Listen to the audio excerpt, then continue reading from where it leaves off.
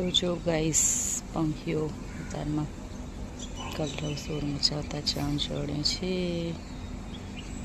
ગરમી તો જો ગાઈસ સવાર થઈ ગઈ છે અને આપણે ઉપડ્યા મોર્નિંગમાં શાકભાજી લેવા માટે.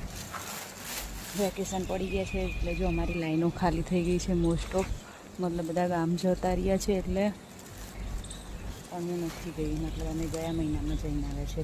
તો ગાઈસ બધાના વેકેશન પડે પણ મમ્મીઓના વેકેશન પડે ન પડે. તો જો કલરવ મમ્મી એક છે કે જેને ક્યારેય વેકેશન ના પડે, ઘરની સ્ત્રીઓના વેકેશન ના પડે. અને અમે જો ખાસ હાઉસવાઈફ, મતલબ પપ્પાઓને જોબ ઉપરથી રજા મળે, છોકરાઓની સ્કૂલમાંથી ટ્યુશનમાંથી રજા મળે, ક્લાસમાંથી રજા મળે, પણ મમ્મીઓને કદી એના કામમાંથી રજા નહીં મળે. તો ગાઈઝ હું તો મારા વેકેશન હોય કે રોજ ડેલીના દિવસો જ એન્જોય કરું જ છું. તમે પણ ગાઈઝ તમારે લાઈફને એન્જોય કરો તમારા માટે, તમારી ખુશી માટે.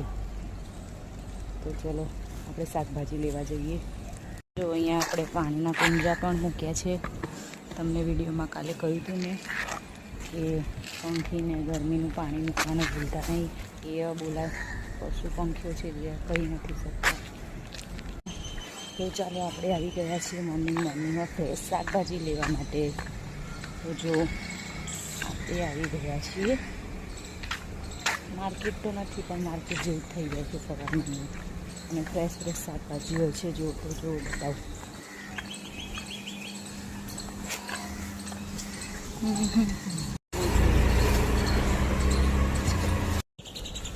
ગાઈસ જો આપણી શાકભાજી લેવાઈ ગઈ છે અને આપણે હવે ઉપડ્યા ઘરે.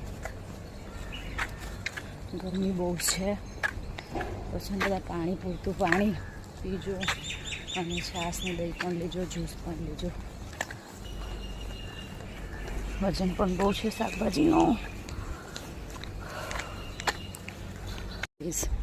અત્યારમાં પંખીઓ પણ આવી ગયા છે.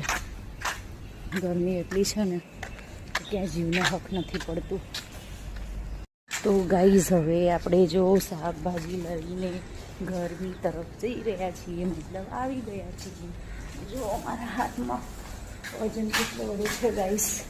તો ચલો આપણે લિફ્ટ બોલાવીએ. લિફ્ટ તો છે ઓલરેડી નીચે. તો ચલો ગાઈઝ આપણે લિફ્ટમાં આવી ગયા છીએ અને હવે ઘરે જઈએ. ઘરે બધું કામ કરીએ. કચરાવાળો આવે તો કચરા નાખવા પણ જવાનું છે ગાઈઝ.